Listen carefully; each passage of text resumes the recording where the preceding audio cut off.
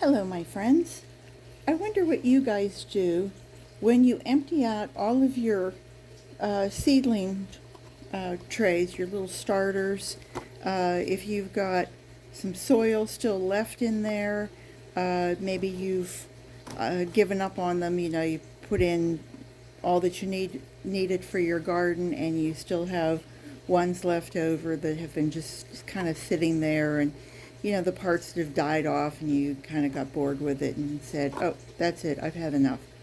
Well, here is this is a little whole little package that I bought online, and it came and it had like 100 or so of these nice little tags, and it was 10 of these little starters, 12 packs, and then the little reservoir that you can just add water to and they'll come up. And then this top is the dome if you wanted that, and it has, you can turn it this way or that,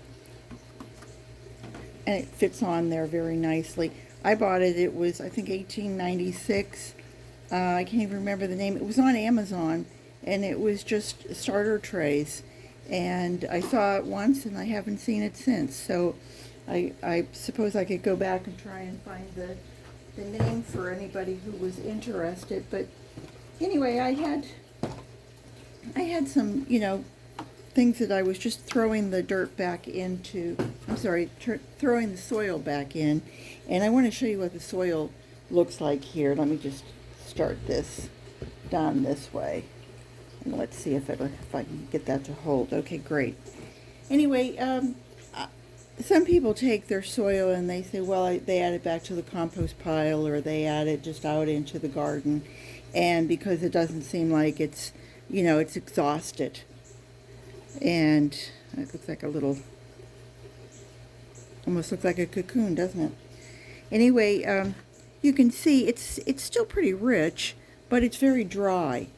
And sometimes when you let these things get really dry, then it's hard for them to rehydrate. At least I've found that. So you might have your own way of doing it. My way of doing it is that I take some worm castings and I add some worm tea to it. I brewed my worm tea. You guys saw me do that before. And I will mix this up and make a nice little slurry out of it. I don't know if you can see me doing that, but you know what I'm doing. I'm just stirring it.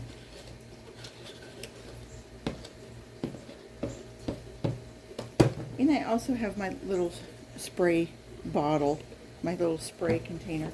By the way, I bought this at Lowe's. I think it was $7.98. It has a nice little Flowmaster. It's a half gallon, so you're talking 5 pounds tops. And if you're toting this around the yard, it's great. And if it's full, it's really easy to spray it down. And if you spray the stuff just gradually and allow it to rehydrate, then it will rehydrate just ever so nicely. My castings stay pretty wet, so for me, they don't crumble in there like you're crumbling in dry on dry. So what I will do is I'll just add that in as a nice slurry. If I need a little bit more, waste not, want not, we'll pour a little bit more in there.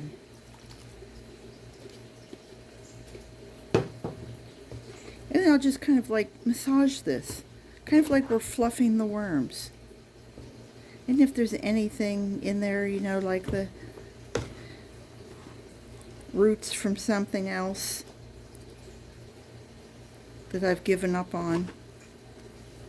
I had so many of the tomato, the Everglades tomato seeds that I said that's enough. I have enough. And I don't know, the neighbors who have tried growing Everglades tomatoes seem disenchanted with the whole thing because it you know, because they're so tiny, it's like you're picking blueberries. I live in a development where everybody pretty much has a job and they go off to work, or you know, the maid comes and cleans their house. Not that anybody here is that rich, but for some reason or other, maid service seems like a pretty standard, pretty standard amenity. You know, you have your nails done, you have your mani pedicure, and then you have to let the maid in. You know, so I'm always amused by my neighbors, and I say, well, would you like some of my tomato plants? And they just look at me like I've got a third eye. So that wasn't hard at all, was it? Now I've added all these nice microbes back into here, into this soil. Even this has a little bit of worm tea in it.